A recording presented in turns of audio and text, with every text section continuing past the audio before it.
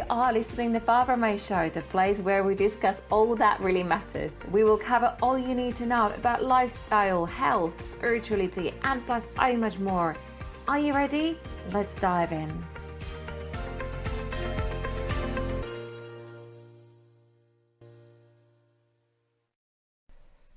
You are listening to episode 9 with Charlie Moult. Charlie is a breathwork coach, chiropractor, and a founder of 𝐒𝐨𝐮𝐫𝐜𝐞, a breathwork company focusing on releasing a physical and emotional tension through workshops and coaching. Charlie has been featured on BBC Radio, Sunday Times, Breathe magazine, and a Telegraph. I'm so excited to have her on my show, and on this episode, we are going to simply talking about breathing. Charlie will explain the types and importances of correct breathing technique. Let's dive in. Hello, Charlie, and thank you very much for being on my podcast. My first question for you is, what are you grateful for? Oh, I love that. Thank you so much for having me. I am grateful for my gorgeous family this morning. It's my little sister's 21st, and Easter always makes me think of family as well. I'm also really grateful for my business. It's kept me going in lockdown on my own the past year. So they're the two things that come on my gratitude list every day. Thank you very much for sharing that. I'm very excited to have you here today. So you and I, before we started the recording the podcast, you and I were talking about breath work, and we're talking about how important the breath work is. I think that breath work and mindfulness, it's going together, but people just don't connect those things together, and not many people know how important the breath work is. So can we talk a little bit about that? Yeah, when we were touching on this point last week, you created a little light bulb in my head, because I'm so immersed in the breathwork world. To me, it just makes sense. Like, why wouldn't you have some form of breathwork practice? But I think you're absolutely right. It's quite a new trendy thing that's come onto the scene. And I don't think the dots are necessarily always connected between how you can use breathwork to help you in terms of your mindset, how you show up each day. So what breathwork is I always break it down into two parts. One part is what I call integrative breath. So that's the kind of breathwork that you can use day to day. So most of us are actually in chronic oxygen starvation. Obviously, especially the past year, most of us are in stress mode. So we tend to be chest breathers, tend to be mouth breathers, and we actually tend to close off parts of our body when we're stressed. So we do not breathe to full capacity. So one part is integrative breath, so fixing your day-to-day patterns, and that changes your energy, it changes your state, it changes how you show up. And then the second part is called conscious connected breathing. So this is a way to tap into your subconscious, which, as we know, runs the show. It's 80% of our actions. Half the time we don't know why we're doing what we're doing, but it's often driven from subconscious patternings, memories in our body. So conscious connected breath is a way to tap into our subconscious and to also release tension, release all this physical, emotional tension that we kind of pack away over the years. So that kind of breathwork is a really transformative experience. It can often be quite intense. Can we talk more about the oxygen? And you were saying that certain people breathe only to the chest, certain people only breathe into their belly. Yes, so there's something called the 𝐒𝐴𝐞 method. So it's a way of testing how well you are breathing. When you do this test, there's a certain count, there's a certain measure that you want to reach. And you want to reach a count of 25. For athletes, you want to reach 30. Most people, when I test them, are at around 10. And you'll probably notice as well, when you hear people speaking, when you hear people rushing about day to day, they're often out of breath very, very quickly. And one of the reasons why we are chronic mouth breathers is because we're not taking a full in-breath of air, of oxygen. So when we do have parts of our body which are closed off, which are obstructed, we have to breathe so many more times a minute just to keep oxygen in our cells, to keep our body going. And obviously, when we're constantly in this state of oxygen deprivation, it affects everything. So it affects the amount of oxygen we get to our cells, to our brain. It affects our energy, even how we lose weight. Did you know that you lose fat through your breath? I always thought it was like when you went to the loo. Yeah, it's true. Oh my God, no idea. Oh wow. Yeah.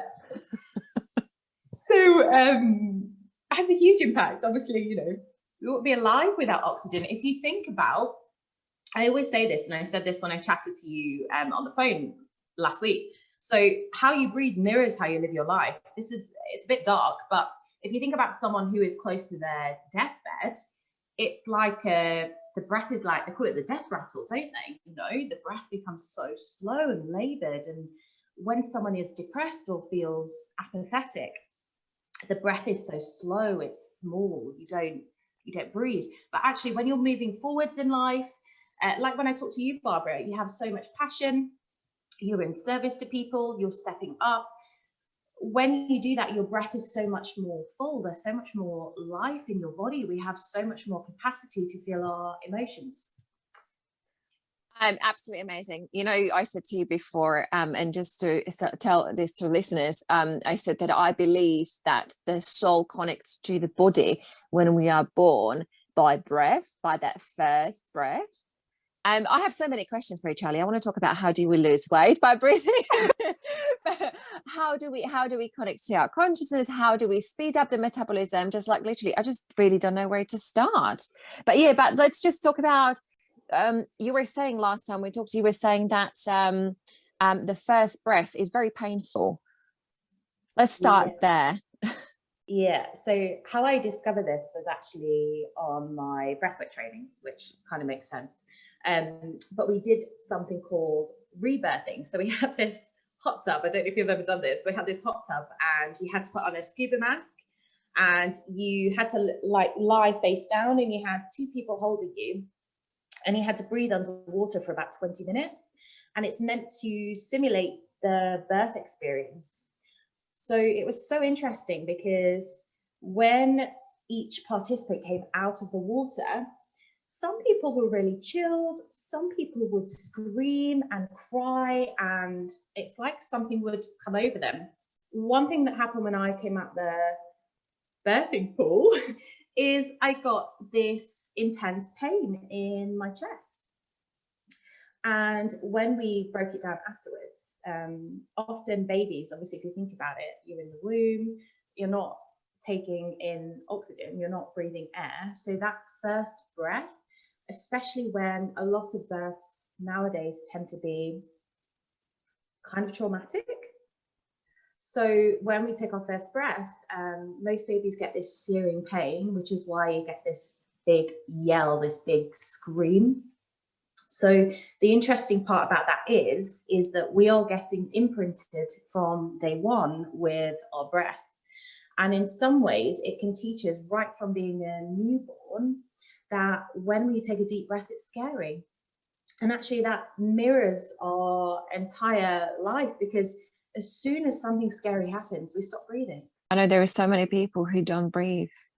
I remember when I was little, I was told, you need to breathe. Why don't you breathe? And I'm just thinking, I am breathing, because if I wasn't breathing, I wouldn't be here. But so many people just hold a breath. Yeah. So what is the right way of breathing?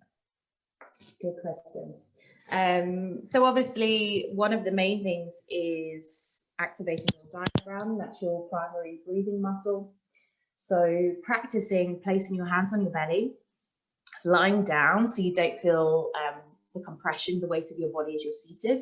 It's a nice way to practice lying down, and practicing taking deep breaths into your belly. So oftentimes when I work with clients, they find it really uncomfortable, the breath pattern that I teach to start with, because they're just not used to, you know, really stretching out your intercostals and really breathing into the belly.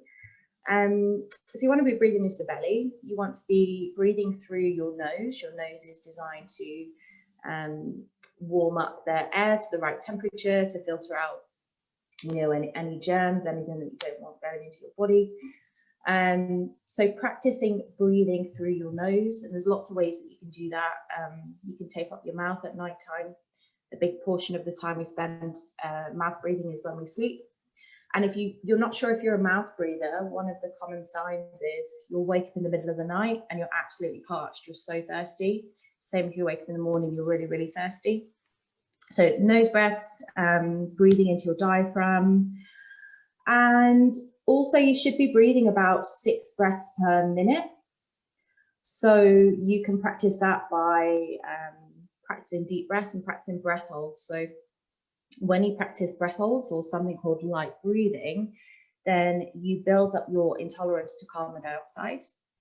And when you can practice these things and also practice staying calm when you're stressed, then it's a habit. Your body gets used to breathing better. So it's a very measurable habit. It doesn't take that long to correct a lot of breathing issues. Okay, let's go straight in. How do we lose weight?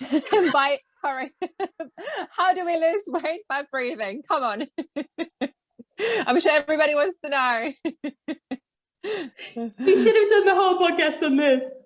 There's actually a lady called Sam Skelly. You've probably heard of her. She's quite big on Instagram. And she's a millionaire now. She's a millionaire breathwork coach. And one of the reasons for that is because she has this program called Hungry for Happiness. And she fixes the wrong word. I can't think of the right word. She was able to recover from her eating disorder through breathwork. And she did a program off that. So she has a book called Hungry for Happiness. So there's twofold. Breathwork can be used as an incredible tool for addiction. Most of us have some kind of addiction to food. I certainly do. Sugar, emotional eater, you know, so that's a big part. Because you can really, as I said, get down to the root cause of what's happening in your subconscious patterning. And the second thing is, how you lose fat is through your breath. So if you think about this logically, if you're taking deeper breaths and if you're doing deep dive breath work, you can get the fat out quicker. So it's releasing toxins from your body. So it's a release. So it's twofold. The more you express, the more you let go. Usually when we're holding on to weight, I'm sure you've heard of this before from people like 𝐒𝐨𝐿𝐴, you're usually holding on to something at the same time. But also the more you breathe, the more you're able to get rid of these toxins, get rid of what you're holding on to. So you can lose weight from deep, conscious, connected breathing. Amazing. Have you got courses on this? Have I? I feel like I should now. So would this be breathing into your belly? So like kind of doing the balloon breath? Is that what it would be? I mean, again, if you just think about it logically, if you're breathing better throughout the day and you add that up throughout the day, then that's going to have an effect. But when I talk about conscious connected breath, I'm careful not to go into this too much because everyone is so different and this kind of breath can be quite triggering for some people. But the main breath pattern that I do is open mouth breath. And deep into the belly, and every breath is connected, there's no pause. So it's an activated breath. And because your mouth is open, there's so much exchange of air coming through your body. So if that's your goal, then it's going to be much more efficient doing that kind of breath. And it's like this. I think you can probably hear this on the podcast. So hands on your belly, you have an open mouth, and you go in. So it's a big intake of breath. It's a relaxed exhale. That would probably be the most efficient route if you wanted to use the breath for that reason. Amazing. Okay, so let's talk about how do we connect to our consciousness through breathing? Again, this is talking about conscious connected breath. So even the act of being still, being with your body is a great way to start. Being connected to your breath. So breathwork is an embodiment practice. So it's bringing you into your body, which is going to bring us closer to our consciousness, closer to who we are, closer to divine, God, whatever you call that bigger power. And that's why I call my business Source, because it's a way to connect to Source. So Around 15 minutes of breath work, when you're taking these deep open mouth breaths, then you reach something called activation. So it's when your breath starts to breathe you, it's when your body takes over, and you're not running the show with your mind. So this is when people can shake. It's when people can get all sorts of physical symptoms from it. And it's also when you can tap into higher states of consciousness. So oftentimes this is when, a bit like in plant medicine, people will get dreams show up, or people will get answers to things, or people can tap into their intuition. So I actually think it's a superpower for anybody, but especially if you're a business owner, because you can get so many amazing ideas, you can channel so many amazing ideas once you reach that level of activation. Do you know what? It's quite interesting because you said before that when we lay down in a bed and when we're going to sleep, that's when the body calms down, isn't it? That's when we most likely breathe properly. Mm.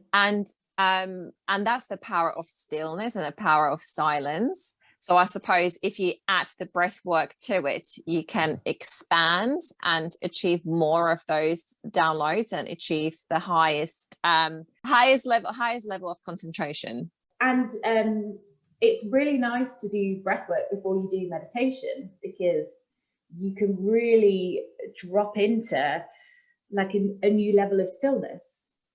I always say to people as well, people get stressed out about reaching this activation, and can almost stress the body out trying to get to that level, a bit like you do in meditation. You want to reach that level of bliss. But I always say the same, the fact that you're being still, listening to your breathing, that in its own is really powerful. Just being still with yourself, with your body. How often should we do breath work? Every day. Integrative breath, I recommend doing every day. So you don't have to do tons and tons. Some people find that overwhelming. They're already doing their gratitude list and meditation and exercise and whatever else. So if you're wanting to improve your breathing, something I recommend is practicing something 1 to 3 minutes, 3 times a day. So practicing those diaphragmatic breaths. I like to start the day with a little morning practice, and it can be as simple as that: hands on the belly, deep breaths in. You can use the breath for different things, like if you struggle to sleep, then I would recommend that. In terms of a deep dive, so doing the conscious connected breathing, I recommend doing that once a week. It's a great way to let go of any shit that you might have been holding on to during the week, sorry for swearing, and keep you connected. And I also recommend doing the conscious connected breathing if you feel like there's something blocking you, or you're holding on to some kind of emotion. When you feel anxiety build around something, it's just building and building, great time to go and do a deeper session. Are we supposed to be breathing through our mouth as well, or mainly through our nose? I'm sure everybody's asking this question right now, because it gets confusing though, because I'm talking about the twofold. So optimal breathing day to day, do not want you breathing through your mouth. There's a really famous book out at the moment by James Nestor called Breathe, and it's a whole book talking about why it's so bad to breathe through your mouth. Even our teeth, the fact that a lot of us don't have straight teeth as we grow up, a lot of that is from mouth breathing, because it changes our cranial structure. So day to day, you want to be breathing through your nose. Even for exercise if you can, but you need to train that. Conscious connected breathing, you generally want to do that through your mouth, because it's really powerful. It's a really powerful way if you're wanting to transform, or you're wanting to really release something. It's extremely effective. Having said that, as I said, it's triggering for your nervous system. For some people, that's too much, stresses them out, they close off. It can be traumatic. So I'm always careful how I say that. So to make that simple, day to day, nose breath. If you're wanting a deep dive, ideally mouth breath, if your nervous system is up for it. Thank you so much. Let's share your personal experiences with breath work. 5 years ago, I did 2 university degrees back to back. So I did an acting degree, and then I did chiropractic. and I graduated, and I was really miserable living in a 1-bed flat on my own. I hated my job and I'd just do nothing. I'd stay in bed. I was miserable. I didn't realize at the time, but I was just completely burnt out. So I went on a women's retreat, and we did all sorts. We did sweat lodges, we walked on fire. And on the last day, we did something called breathwork. And I just thought, cool, I'm going to lie down for an hour. Nice. And during the breathwork, I had a facilitator. So I had someone with me pretty much the whole time.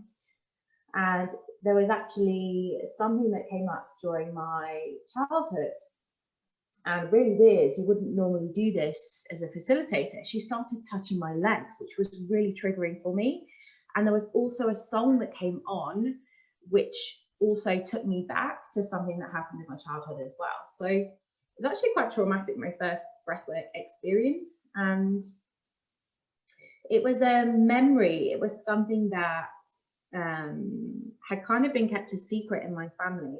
So it wasn't something that I'd had in my conscious mind for years and years. And that's one of the crazy things about breathwork. As you said, you can get these random downloads that you perhaps think you've forgotten. So anyway, the lady afterwards who did the breathwork session with me, we bonded over that. We spoke about it quite a lot. And at the end of the weekend, we got a bit drunk. We weren't allowed to drink, and we got drunk on the last day. And she pulled me into the bathroom and she said, Charlie, I think you've got a lot of potential in this area. Can I be your coach? So then she was my coach for the following year. It just became my side passion. So I'd practice in the day as a chiropractor. At night time, I would sneak people upstairs and breathe them. And people were just queuing up. Everyone wanted to come and do my sessions. During the pandemic, it was only actually last year, I quit my job for 6 weeks because we weren't sure if we could touch people. And I set up Source, and it just got busy really quickly. For the first time in my life, people kept messaging me saying, this is your calling, or they get amazing experiences. And it was like black and white. I just had to keep doing it. Can you tell me how is it possible that breath can access those traumatic memories and bring them up to the surface? There's an incredible book called The Body Keeps the Score. Quite a well-known one. So like I said at the beginning, our body is a map of our whole life. So when we go through something stressful or traumatic, especially as a child, because we can't always necessarily emotionally process something in the moment.